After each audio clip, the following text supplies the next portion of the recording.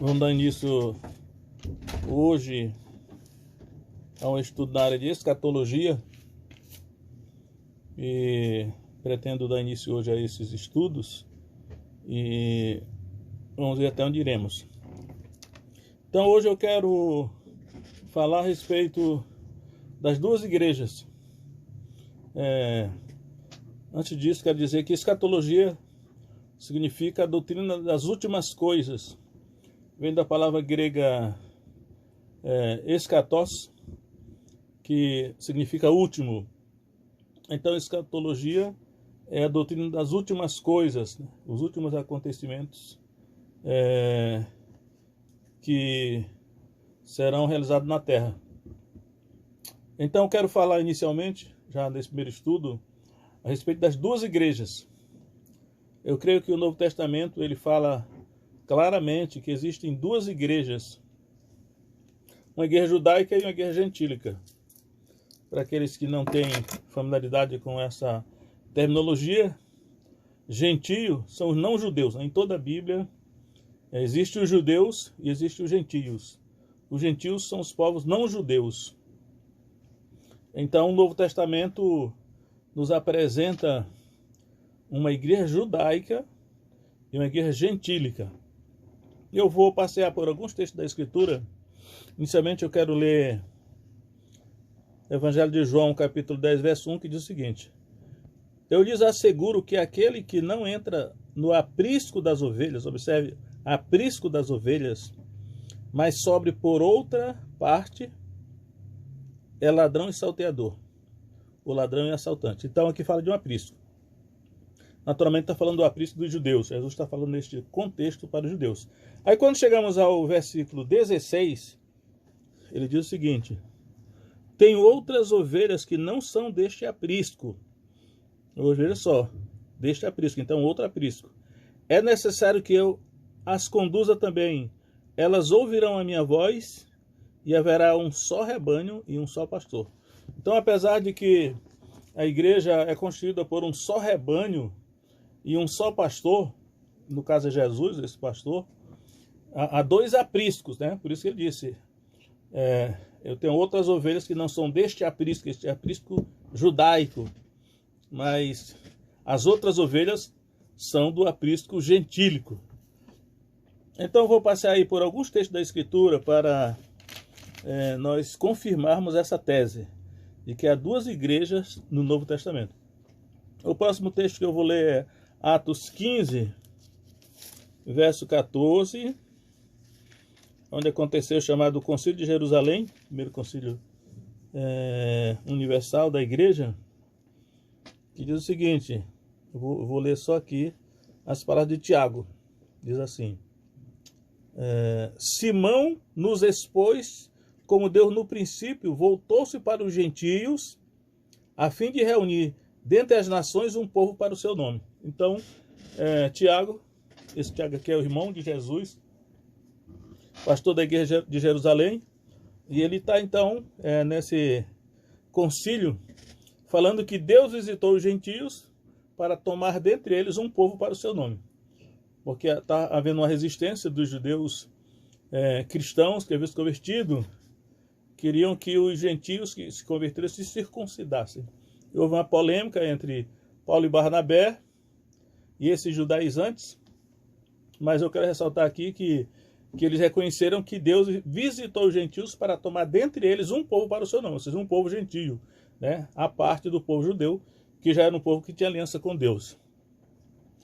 Agora, ainda eu quero mencionar Mateus 10, vamos ver aqui na Escritura, Mateus capítulo 10, Mateus 10, verso 5, quando Jesus ele envia os 12 apóstolos naquela missão inicial de evangelização.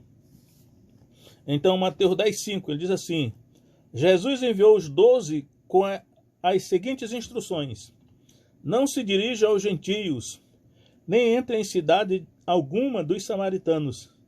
Antes, dirijam-se às ovelhas perdidas de Israel. Então, essa missão dirigida especificamente aos judeus, né? A missão evangelística, os apóstolos 12 foram enviados por Jesus. Aqui está se dirigindo especificamente aos judeus para constituir esse povo, né, da nova aliança, mas de judeus.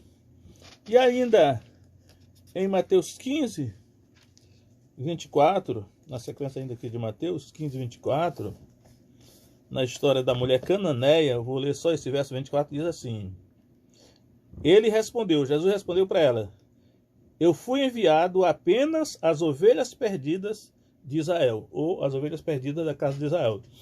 Então, claramente, aqui ele está contemplando esse povo judeu, a igreja judaica, a igreja constituída de judeus. Ainda em Mateus, vamos passar pelo Evangelho de Mateus, né? Mateus capítulo 28, verso 19, na grande comissão assim chamada, eu quero mostrar aí que Mateus 28, 19, agora, contrariamente ao que ele havia feito em Mateus capítulo 10, que ele enviou os 12 aos judeus, agora ele está enviando os 12 às nações, que há um contraste aqui, tem os judeus e tem as nações gentílicas. Então, Mateus 28, 19, ele diz assim: portanto, vão e façam discípulos de todas as nações. Eu vou me deter só nessa expressão aqui, ó. Façam discípulos de todas as nações. E geralmente o todas as nações marca um contraste com os judeus, ou com as 12 tribos de Israel, né? Ou com a nação judaica. Então aqui ele está enviando os 12 apóstolos para fazer discípulos de todas as nações. Quase que nós diríamos assim, quase que excluindo os judeus. Embora sabemos que no serviço de evangelização, eles evangelizavam tanto os judeus como os gentios, mas os discípulos tinham que ser de todas as nações. Essa é a missão aos gentios. Ainda em Mateus 19, aqui, Mateus 19, 29, eu quero mostrar aqui para vocês o seguinte, que Mateus 19, Jesus fala da sua vinda, né? A parousia. E aí Mateus 19, 28, Jesus vai falar a respeito da sua vinda para os judeus. E vocês vão ver que a linguagem que ele usa é uma linguagem voltada para os judeus e para as 12 tribos de Israel. Então vamos ver. Mateus 19, 28. Jesus lhes disse: digo-lhes a verdade, por ocasião da regeneração de todas as coisas, quando o Filho do Homem se assentar em seu trono glorioso, vocês que me seguiram também se assentarão em 12 tronos para julgar as 12 tribos de Israel. Vejam que aqui, na vinda de Jesus, ele está falando de uma vinda para os judeus. E ele está prometendo então aos 12 apóstolos que sentarão em 12 tronos para julgar as 12 tribos de Israel. Porém, quando nós continuamos ainda em Mateus, no capítulo 25, nós vamos ver Jesus falando da sua vinda para o gentio, ou para as nações, né? Então vamos ver, Mateus 25, 31. Mateus 25, 31. Ele vai dizer o seguinte: quando o Filho do Homem vier em sua glória, com todos os anjos, assentar-se-á em seu trono na glória celestial. Todas as nações, observe o contraste, todas as nações, diferente lá das 12 tribos de Israel. Então, todas as nações serão reunidas diante dele, e ele separará umas das outras, como o pastor separa as ovelhas dos bodes. Então, aqui nós estamos vendo então a vinda de Jesus no contexto de para todas as nações. E aí, recentemente, eu entendi que esse todas as nações aqui não significa literalmente todas as nações. Isso aqui é o cumprimento da grande comissão, quando Jesus disse: ide por todo o mundo e façam discípulo de todas as nações. E aqui nós estamos vendo ele voltando, e o que está reunido diante dele aqui, apesar de que ele usa essa linguagem de todas as nações, reunirá diante dele todas as nações, na verdade, o que está reunido aqui diante dele são os discípulos que foram feitos de todas as nações. Se nós fôssemos ler todo o texto, nós iremos ver que aqui é a igreja toda, né? Que é a metade é constituída de ovelhas, a outra metade de bodes. Porque sempre no final, quando ele for fazer a separação, há aqueles que serão reprovados, né? Réprobos, e aqueles que serão aprovados, vencedores. Então, mas mostrando para vocês que ele fala de uma vinda para os judeus, e aqui ele fala de uma vinda para a igreja gentílica, né? De todas as nações. Avançando ainda um pouco mais, eu quero mostrar em Gálatas capítulo 2, Gálatas capítulo 2, Paulo está escrevendo a respeito de um encontro que ele teve em Jerusalém com os líderes da igreja judaica. E aqui é interessante que a linguagem que ele usa é bem específica, né? E ele fala de 2 apostolados e 2 evangelhos aqui. Então vamos ver. Gálatas 2, verso 7. Eu vou ler a partir do verso 7. Que ele diz o seguinte. Verso 7. Ao contrário, aqui essa versão que eu estou usando aqui, a nova versão internacional, a NVI, a famosa NVI, eu não estou nem muito acostumado com ela, mas vamos ver aqui o que ela diz, né? Ao contrário, reconheceram que a mim havia sido confiada a pregação do Evangelho. Eu vou mudar de Bíblia, porque eu vou usar essa outra Bíblia aqui. Acredito que essa é ao meio da revista corrigida, que eu estou mais familiarizado com ela. Com essa versão, né? Essa tradução aqui. Então vamos ver, Gálatas 2, verso 7. E ele vai dizer o seguinte: antes, pelo contrário, quando viram que o evangelho da incircuncisão, então observe, o evangelho da incircuncisão, me estava confiado como a Pedro o da circuncisão. Então ele está falando aí de 2 evangelhos: o evangelho da circuncisão, que era aos judeus, e o evangelho da incircuncisão era Paulo, que era o apóstolo desse evangelho. Aí ele diz, continua: porque aquele que operou eficazmente em Pedro para o apostolado da circuncisão, então há um apostolado da circuncisão, ou seja, aos judeus, esse operou também em mim com eficácia para com os gentios. Ou seja, Paulo era o apóstolo da incircuncisão para os gentios, e Pedro era o apóstolo dos judeus. Continuando: e conhecendo Tiago, Cefas e João, que eram considerados como as colunas, a graça que se me havia dado, deram-nos as destras em comunhão comigo e com Barnabé, para que nós fôssemos aos gentios e eles à circuncisão.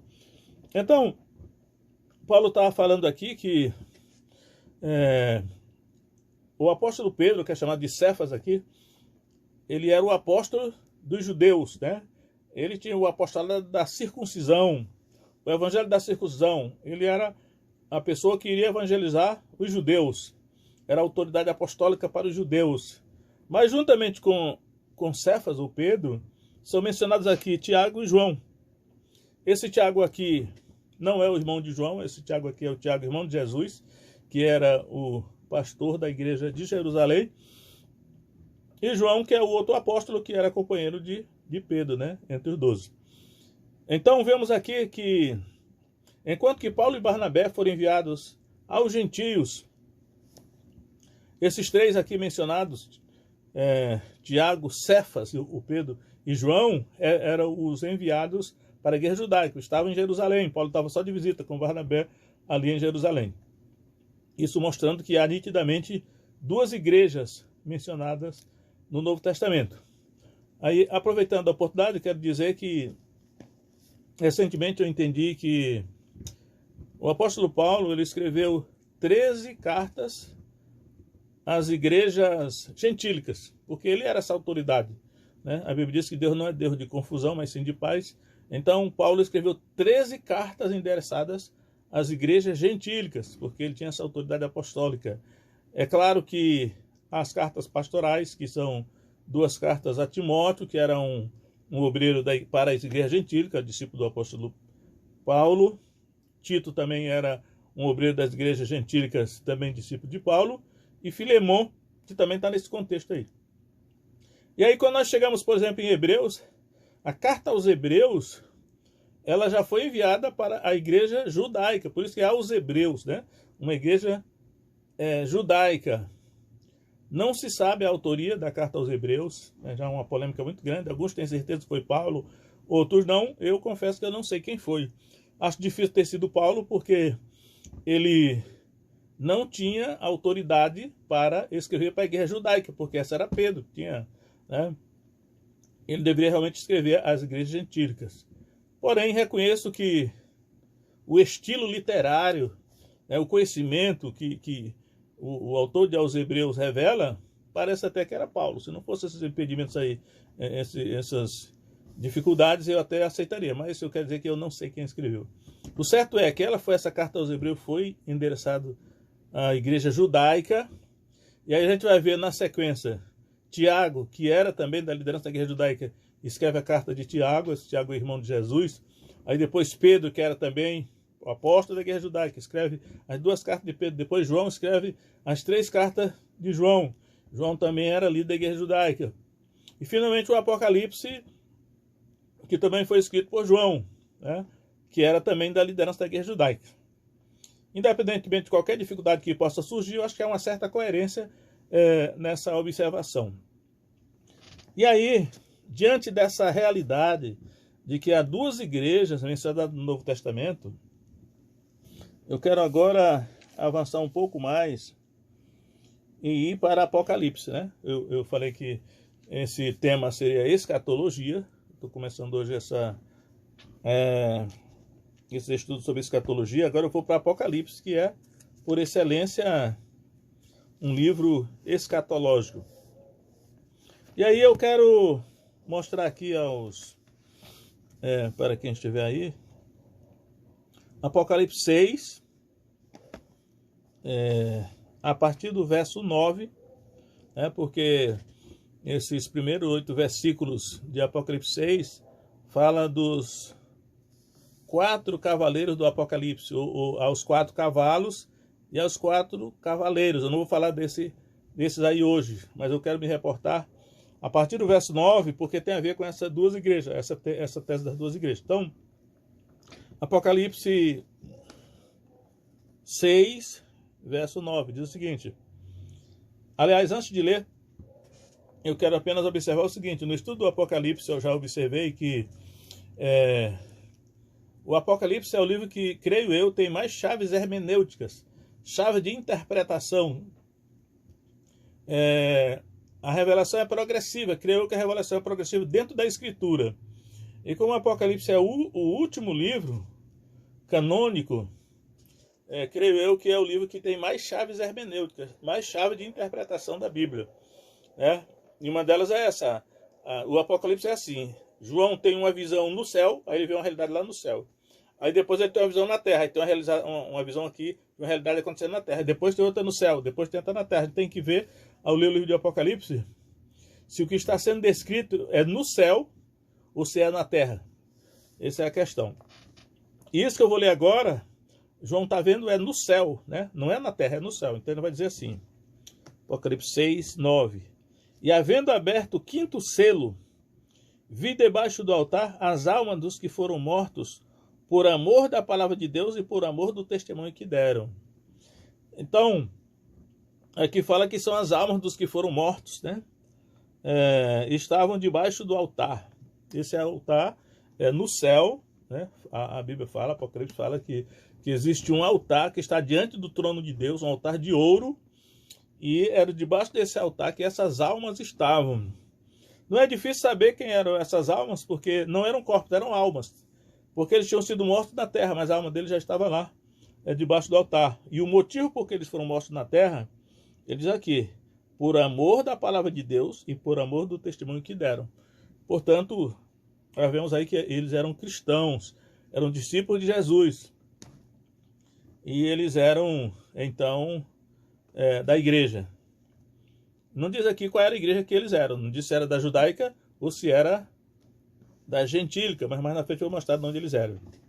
Verso 10 diz assim: E clamavam com grande voz, dizendo: até quando, ó verdadeiro e santo dominador, não julgas e vingas o nosso sangue dos que habitam sobre a terra? Ou seja, estavam pedindo vingança, que Deus vingasse o sangue deles que tinha sido derramado na terra. E a resposta de Deus foi essa: e foram dadas a cada um compridas vestes brancas, e foi-lhes dito que repousasse ainda um pouco de tempo, até que também se completasse o número dos seus conservos e seus irmãos que haviam de ser mortos como eles foram. Então aqui, né, nós podemos tirar a seguinte conclusão, que esses santos, né, esses discípulos de Jesus, eles foram mortos na terra por causa da palavra de Deus, por amor à palavra de Deus e do testemunho que deram, e que ainda havia um número a ser completado de santos que deveriam ser martirizados, né? E por isso esse número ainda não tinha sido completado, mas que era necessário que esses também fossem mortos. Embora eu continue dizendo que aqui não menciona de qual igreja eles eram.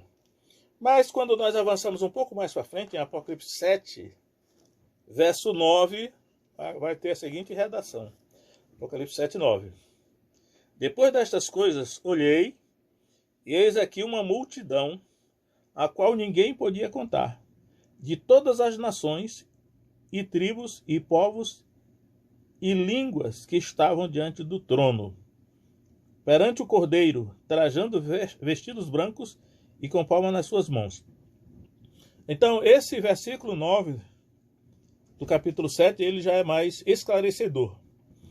Vejam que aí ele fala que eles eram de todas as nações, era uma multidão. Eis aqui uma multidão, ninguém podia contar, de todas as nações, e tribos, e povos, e línguas.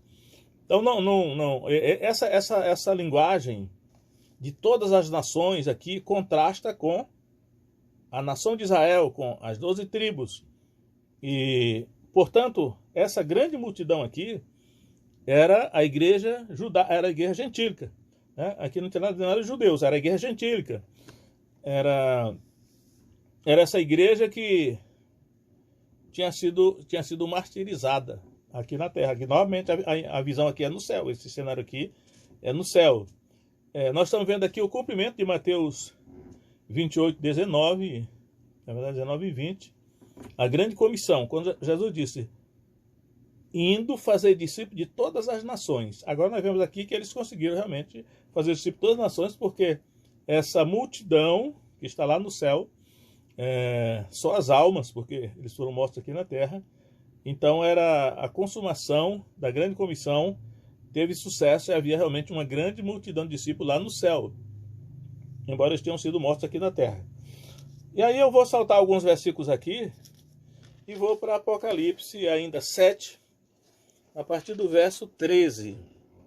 13 diz assim: e um dos anciãos me falou dizendo: estes que estão vestidos de vestes brancas, estes que estão vestidos de vestidos brancos, quem são e de onde vieram? E eu disse-lhe: Senhor, tu sabes. E ele disse-me: estes são os que vieram da grande tribulação e lavaram os seus vestidos e os branquearam no sangue do Cordeiro. Então,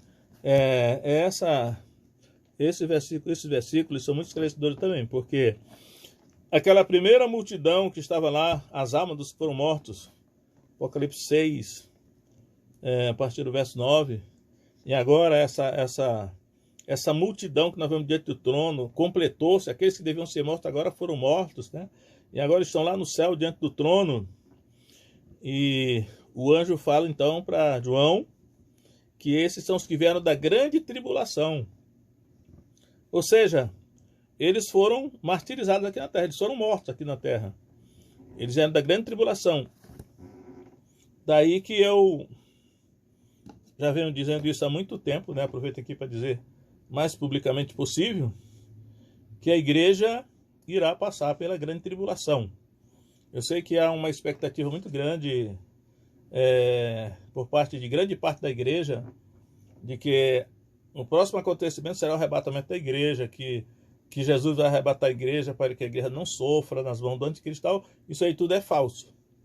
É uma heresia, inclusive, muito perigosa. Hoje já tem sido, vejo que tem crescido o número de pessoas que têm concordado que essa tese, que a igreja irá passar pela grande tribulação, e nós já estamos vendo aqui no início do livro de Apocalipse esse martírio, né? Esse martírio. E aí eu quero dizer, isso aqui é guerra gentílica, isso aqui não é guerra judaica, isso aqui é guerra gentílica. E eles foram mortos, eles foram martirizados. E eles estão lá no céu. Por isso que, apesar de tudo que está acontecendo hoje no mundo, eu vejo que há um certo medo por parte de muita gente, porque há uma propaganda muito grande também. Mas todo o cenário do livro de Apocalipse é que a guerra não deve temer. Aliás, em Mateus capítulo 10, Jesus falou o seguinte, ele falou, não temais os que matam o corpo e depois não podem mais fazer nada. Temei antes aquele que depois de matar o corpo pode lançar a alma no inferno. Então, uma das vitórias do cristão é que ele não deve ter medo de morrer. É claro que como seres humanos, mortais, nós não desejamos a morte. Mas uma das vitórias do evangelho é Jesus, ele derrotou a morte ao resultado depois do terceiro dia, para que nós não vivêssemos mais amedrontados, né, escravizados com medo da morte. Então, esse cenário aqui mostra que a igreja gentílica, aqui eu estou focando aqui, isso aqui é a igreja gentílica, não é a igreja judaica. Ela será martirizada. Eu não digo que ela será totalmente martirizada, porque quando Paulo fala do arrebatamento da igreja e da vinda de Jesus e da ressurreição dos mortos, esses três acontecimentos acontecerão concomitantemente. 1 Tessalonicenses capítulo 4, de 13 a 18, menciona isso. Então, Paulo vai mostrar que quando Jesus vier, ainda haverá crentes vivos, né? Nem todos terão sido mortos, mas aqui eu estou mostrando que é a igreja gentílica, não é a igreja judaica. É possível que nem toda a igreja gentílica tenha sido martirizada, nem todos tenham sido mortos, mas pelo menos a maioria, o texto está dizendo que será. De que maneira será, quando será, isso nós não sabemos. Uma coisa eu sei, aquilo que está escrito se cumprirá. Então, a igreja, porém, não devemos temer, né? Porque para o cristão, morrer é vitória, Paulo disse, né? Para mim, o morrer é lucro, né? Então, mas nós não podemos fugir da realidade. Eu sei que é uma preocupação. Vamos tranquilizar o povo, né? Vamos falar só coisa boa para o povo, mas não podemos enganar o povo. Se Deus não teve vergonha, não teve medo de escrever e revelar aquilo que irá acontecer, porque é para o nosso bem. É melhor que nós saibamos o que vai acontecer do que sermos pegos desprevenidos, acreditando numa ilusão. A ilusão é, Jesus vai tirar a igreja da terra, porque Jesus não quer que a guerra sofra. Isso não é verdade. Deus não está preocupado se a guerra vai sofrer ou não. Ele quer que a guerra seja fiel. Então, eu deixo aqui então essa conclusão sobre a igreja gentílica. Agora vamos voltar um pouco aqui para a igreja judaica. Vamos voltar para Apocalipse capítulo 7, de 1 a 8. Agora vai falar da igreja judaica. E não é por acaso que vai falar da igreja judaica agora, aqui nesse contexto. Apocalipse 7, de 1 a 8. Diz assim: depois destas coisas, vi 4 anjos que estavam sobre os 4 cantos da terra, retendo os 4 ventos da terra, para que nenhum vento soprasse sobre a terra, nem sobre o mar, nem contra árvore alguma. E vi outro anjo subir da banda do sol nascente, e que tinha o selo do Deus vivo. Observe, o anjo tinha o selo do Deus vivo. E clamou com grande voz aos 4 anjos, a quem fora dado o poder de danificar a terra e o mar, dizendo: não danifiqueis a terra, nem o mar, nem as árvores, até que hajamos... Aqui está assinalado, toque, eu sei que a palavra certa é selados, né? A palavra selo, que aparece no verso 2, agora aparece no 3, selados. A da minha aqui está assinalados, mas a palavra no grego significa selo, né? Essa palavra é esfragida.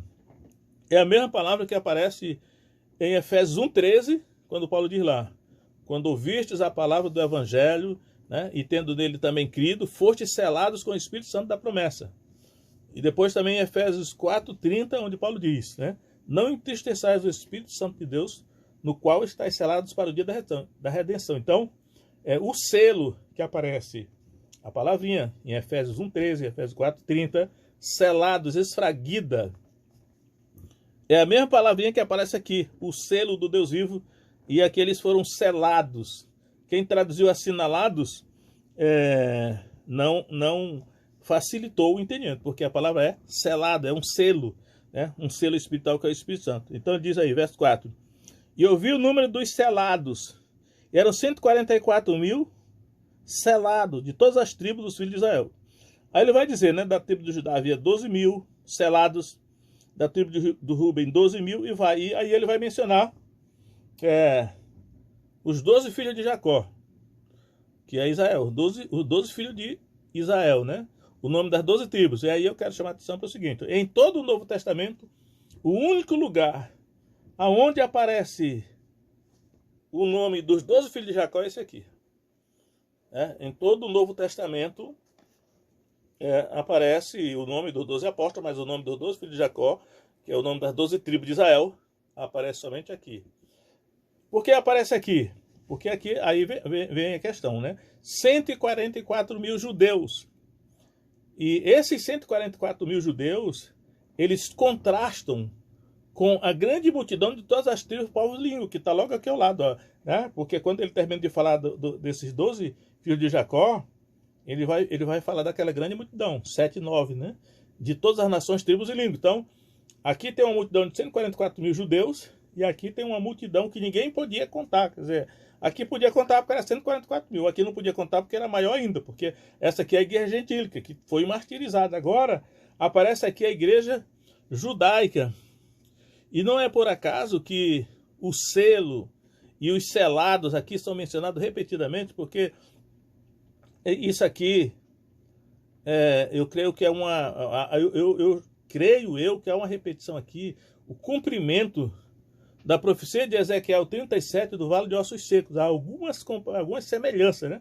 O Vale de Ossos Secos de Ezequiel 37, quando ele diz que aquele vale estava cheio de ossos que estavam sequíssimos, e quando ele começou a profetizar, os ossos começaram a se mexer e começaram a formar os esqueletos, e depois ele viu, nasceu tendões, nasceu carne sobre aquele esqueleto, nasceu pele sobre ele, mas disse, mas não tinha neles o Espírito. E aí Deus mandou ele profetizar mais, e ele profetizou, vem Espírito dos 4 ventos. E aí, de repente, o Espírito veio e entrou neles. E eles ficaram em pé. Um exército grande e extremo. Então, a questão toda é o Espírito Santo. Eu creio que aquela profecia de Ezequiel, que Ezequiel teve uma visão do futuro, ela se cumpre aqui. Eu creio que ela começou a ser cumprida no dia de Pentecoste, quando lá em Jerusalém, eles foram todos, os 120 judeus, aí eram 120 judeus que estavam no cenáculo, eles foram cheios do Espírito Santo ali. E era só judeu, ali era judeu, né? Judeus da diáspora, judeus que moravam fora da Terra Santa. Então, eu creio que ali começou a se cumprir, porque a questão toda é o Espírito Santo entrar neles.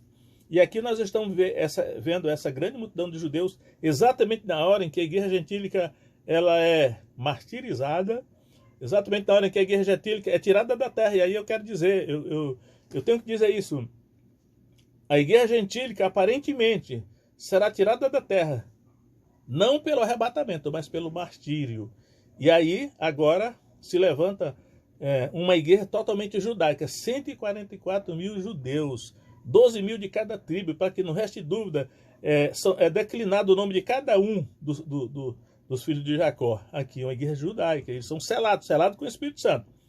A meu ver, a história da igreja gentílica acaba aqui no capítulo... Na verdade, é no capítulo 6 de Apocalipse que ela acaba. Porque no capítulo 7, a visão que aparece lá no céu são as almas deles que foram mortos aqui na terra. E a partir do capítulo 7 de Apocalipse, novamente o protagonismo da igreja no mundo passa a ser dos judeus. Uma igreja totalmente judaica que se levantará. Isso ainda não aconteceu, ainda é coisa futura. Embora nós estejamos vendo por aí aqui e acolá, se levantando o judeu messiânico, que é uma igreja constituída de judeus, né, diferente da igreja gentílica, mas isso aqui ainda não aconteceu, porque a igreja gentílica ainda está na terra, ainda tem um protagonismo da igreja no mundo, mas vai chegar uma hora que a igreja gentílica vai ser tirada e o protagonismo novamente voltará a ser dos judeus, ou seja, de uma igreja totalmente judaica, que aí eles vão ser selados com o Espírito Santo aqui, e aí, a partir daqui, de Apocalipse 7, tudo o que vai acontecer com a igreja, me parece que é a igreja judaica que vai estar em consideração. Tem muito mais coisa a ser dita, né?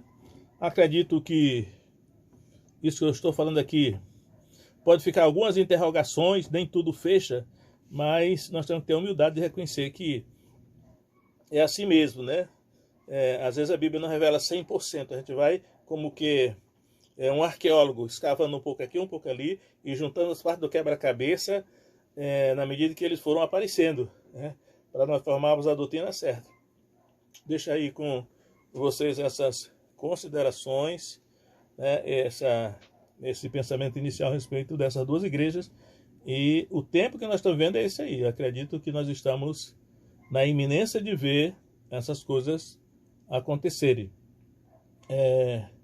A consumação da guerra gentílica e o aparecimento da igreja judaica provavelmente não veremos, porque a igreja não estará mais na terra, mas estará no céu, né? Estará num local melhor. Eu vou terminar isso aqui, para não ficar tão negativo, lendo a sequência aqui de Apocalipse 7. Eu li só até o verso 14, sobre que eles eram da grande tribulação, né?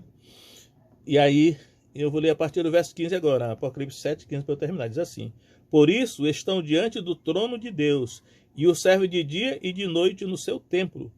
E aquele que está sentado sobre o trono os cobrirá com a sua sombra.